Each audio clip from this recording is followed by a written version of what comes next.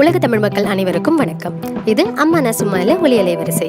பிறமொழி கழுவாத முழுவதும் தமிழ் மட்டும் பேசும் ஒளியலை வரிசை.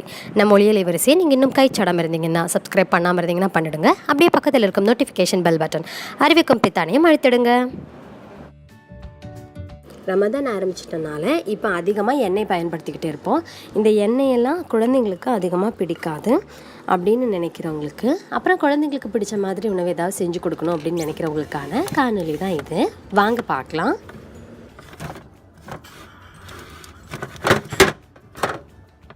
இதெல்லாம் செய்ய போகிற பொருள் ஐஸ்கிரீம், அதுவும் சாக்லேட் ஐஸ்கிரீம். இதுக்கு தேவையான முதல் பொருள் விப்பிங் க்ரீம். அது ஒரு கோப்பை எடுத்துக்கலாம்.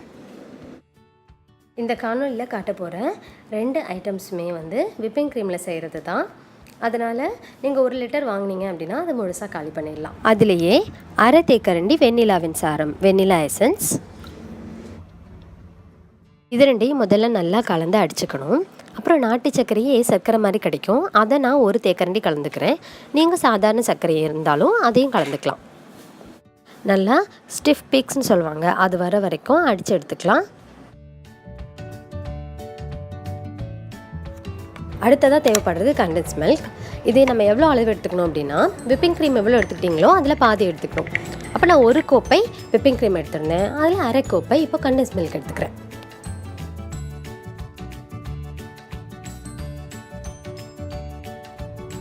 அடுத்ததான் கோகோ பொடி, கோகோ பவுடர். இது நிறத்துக்கு அனுசரித்து நம்ம எடுத்துக்கலாம். நான் 1 தேக்கரண்டி போட்டேன், அதுவே நல்ல நிறம் கொடுத்துருந்தது, சுவையும் அதில் ஏறி இருந்தது, அதனால 1 தேக்கரண்டி போதும்.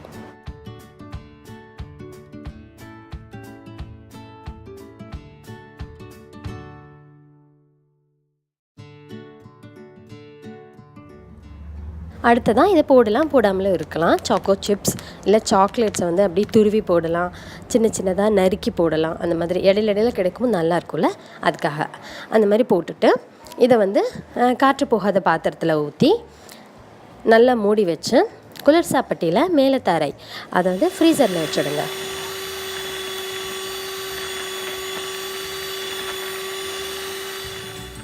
நான் இன்னும் கொஞ்சம் அடிச்சுக்கலான்னு தான் இப்போ அடிச்சுக்கிட்டேன். அடுத்து நல்லா மூடி மேலே தரை ஃப்ரீசரில் வச்சிடலாம். இது ஒரு ஜிப்லாக் பேக். இது என்னோடய ஃப்ரீசரில் நான் வச்சுருந்தேன். இது என்ன அப்படின்னு பார்த்தீங்கன்னா, தண்ணி ஊற்றி வச்சுருக்கேன். குழந்தைங்களுக்கு திடீர்னு அடிபட்டாலோ கீழே விழுந்துட்டாலோ இது நம்ம எடுத்து உபயோகிச்சுக்கிறதுக்காக.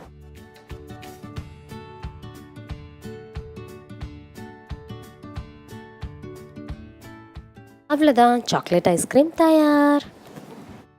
அடுத்ததான் நம்ம பண்ண போகிறது சீஸ் கேக்.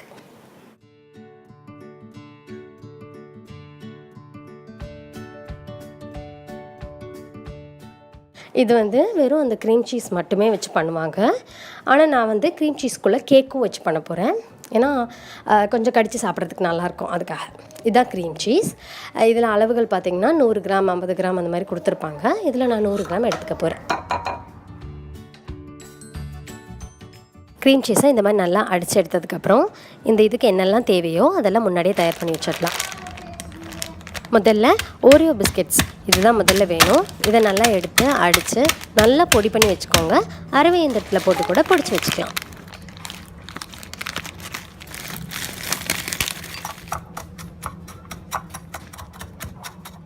இதுக்கான அளவுகள் எல்லாமே டிஸ்கிரிப்ஷன் பாக்ஸில் கொடுக்குறேன், அதில் நீங்கள் பார்த்துக்கலாம்.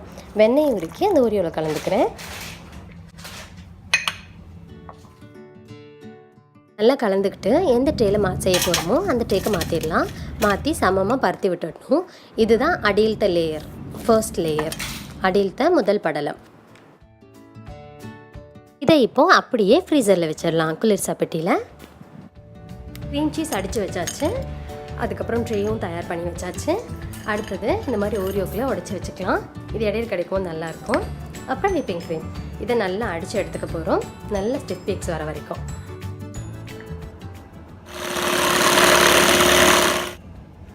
ஒரு மூடி வெண்ணிலா எசன்ஸும் வெண்ணிலாவின் சாரமும் அப்புறம் சர்க்கரையும் போட்டுக்கணும்.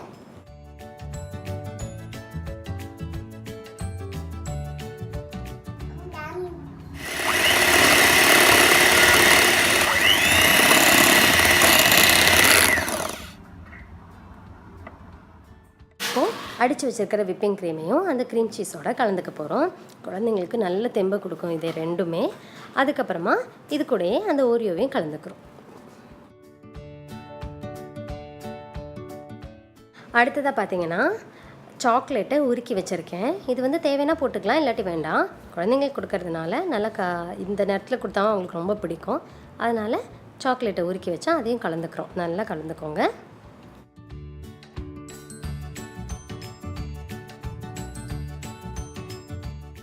இப்போ தயார் பண்ணி வச்சுருக்கிறத ஃப்ரீசரில் இருக்கிற ட்ரேவை எடுத்து அதில் செகண்ட் லேயர் 2வது படலமாக போட்டு சமப்படுத்தி விட்டுடலாம்.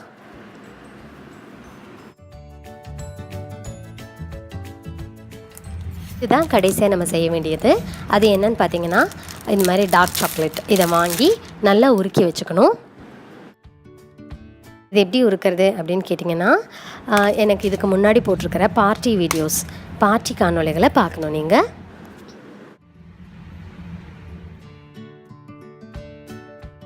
அடுத்ததாக இந்த சீஸ் கேக்லேயே நான் கேக்கும் வைக்க போகிறேன்னு சொன்னேன் இல்லையா, அதையும் செஞ்சுக்கிறேன். இது நம்ம ஏற்கனவே இந்த ஒளியலை வரிசையில் கேக் செய்கிறது எப்படி அப்படின்னு ஒரு காணொளி போட்டிருக்கேன். வேணுங்கிறவங்க அதை பார்த்துக்கலாம். நான் 2 கேக் இந்த மாதிரி செஞ்சு வச்சுருந்தேன். எவ்வளோ மிருதுவாக இருக்குன்னு பாருங்கள். அதையும் அந்த 2வது படலம் செகண்ட் லேயருக்கு மேலே அதை வச்சுக்கிறேன். அப்புறம் கடைசியாக க்ரீம் சீஸ் கலவையை மேலே போட்டு நல்லா மூடி அழகாக சமப்படுத்தி விட்டுடணும். இந்த கேக்கு வெளியே தெரியாதது மாதிரி. இதோ இந்த மாதிரி. அடுத்ததாக டார்க் சாக்லேட் உருக்கி வச்சுருந்தோம் இல்லையா, அதை வந்து இதுக்கு மேலே அப்படியே ஊற்றி அப்படியே நல்லா பரத்தி அழகாக சமப்படுத்தி விட்டுட்டோம் அப்படின்னா சீஸ் கேக் தயார். நம்ம ஊர்களில் ஜெம்ஸ் கிடைக்கும் இல்லையா, ஜெம்ஸ் வச்சு அலங்காரப்படுத்தலாம். இல்லாட்டி உங்களுக்கு எப்படி வேணுமோ அப்படியே அலங்காரப்படுத்திக்கலாம். இதை உங்கள் குழந்தைங்களுக்கும் செஞ்சு கொடுத்து எப்படி இருந்தது அப்படிங்கிறத எனக்கு தெரிவிங்க. நான் ரொம்ப ஆவலாக காத்துட்டு இருக்கேன் அதை தெரிஞ்சுக்கிறதுக்காக.